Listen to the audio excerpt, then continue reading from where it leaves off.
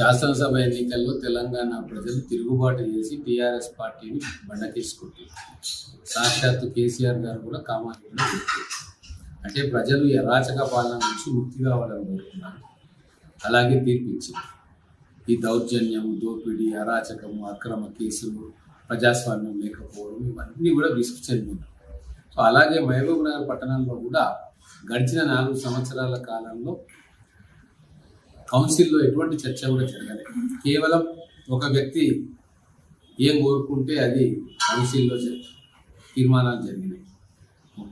కౌన్సిలర్లు మా పట్టణానికి సంబంధించిన ఏ సమస్యను కూడా కౌన్సిల్లో లేవనెత్తే అవకాశం లేకుండా వాళ్ళం ఎలక్షన్ కోల్పోయింది.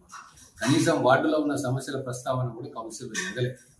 కాబట్టి వాళ్ళందరూ కూడా ఒకసారి ప్రభుత్వం మారడంతో వాళ్ళందరూ కూడా జనం బాటలో నడవాలని నిర్ణయం తీసుకొని ఈరోజు పార్టీలకు అతీతంగా ఇప్పుడున్న కౌన్సిలర్ను ఇప్పుడున్న చైర్మన్ను, వైస్ చైర్మన్ను దించడానికి అవిశ్వాస తీర్మానం నోటీస్ ఇచ్చి ఈరోజు బల పరీక్షలో వాళ్ళు దించేసింది.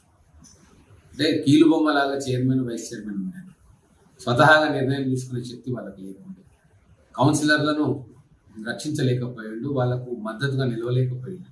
సో ప్రజలతో సంబంధం ఉండే కౌన్సిలర్లు ప్రజా సమస్యల కోసం చర్చిద్దామంటే కూడా అవకాశం కల్పించలేదు. కాబట్టి ఈరోజు అన్ని పార్టీలకు చెందిన కౌన్సిలర్లు నిర్ణయం తీసుకున్నారు. గత ప్రభుత్వ అవశేషాలు, ఆనవాళ్ళు మహబూబ్నగర్ పట్టణంలో ఉండకూడదు, మళ్ళీ ఒక ప్రజాస్వామ్య పద్ధతిలో ఇక్కడ కౌన్సిల్ పనిచేయాలి అని చెప్పి వాళ్ళు కోరుకుంటున్నారు. అందుకు అనుగుణంగానే ఈరోజు అవిశ్వాస తీర్మానానికి మొత్తం 36 కౌన్సిల్ సభ్యులు వచ్చి చైర్మన్ గదించారు. సరే, దాదాపు 36 మంది అవిశ్వాస తీర్మానాలు చేపట్టింది. మరి వాళ్ళందరూ ఇప్పుడు కాంగ్రెస్ పార్టీ వైపు వచ్చే అవకాశం ఉందంటే మీరు పార్టీలు అందరూ కలిసి మహబూబ్నగర్ అభివృద్ధి కోసం ఈ అవిశ్వాస తీర్మానం చేపట్టారు. ఇప్పుడు పార్టీలకు అతీతంగా జనాలు ఓట్లేసి నన్ను గెలిపించారు. ఇప్పుడు కూడా పార్టీలకు అతీతంగా చైర్మన్, వైస్ చైర్మన్ దించేసారు. పార్టీలకు అతీతంగా ఈరోజు కౌన్సిల్లో చర్చలు జరిపి తద్వారా పట్టణాభివృద్ధికి దోహదం చేయాలని చెప్పి వాళ్ళు భావిస్తూ ఉన్నారు. కాబట్టి ఇక్కడ ఎంఐఎం, బీజేపీ, బీఆర్ఎస్, కాంగ్రెస్ అన్ని పార్టీల కౌన్సిలర్లు ఈరోజు కలిసి నిర్ణయం తీసుకున్నారు. ఈ సంవత్సర కాలం మిగిలింది వాళ్ళు ప్రజల్లోకి పోయి సమస్యలు తెలుసుకొని వాళ్ళ సమస్యలు పరిష్కరించే ప్రయత్నం చేయడంలో ఉన్నారు తప్ప ఈ పార్టీ మారుడు ఇంకో అక్కడి నుంచి ఇక్కడ అనే ఆలోచన ఎవరికి లేదు. మాకు కూడా అటువంటి ఆలోచన లేదు. కాకపోతే ఒక అప్రజాస్వామికమైన వాతావరణంలో ఈ 4 సంవత్సరాల కౌన్సిల్ నడిచింది కాబట్టి ఆ కౌన్సిల్ అట్లా నడవడం మహబూబ్నగర్ పట్టణ ప్రజలకు హానికరం కాబట్టి ఆ చైర్మన్, వైస్ చైర్మన్ దించేయాలని చెప్పి కౌన్సిలర్లు నిర్ణయించుకున్నప్పుడు నేను వారితో ఏకీభవించాను.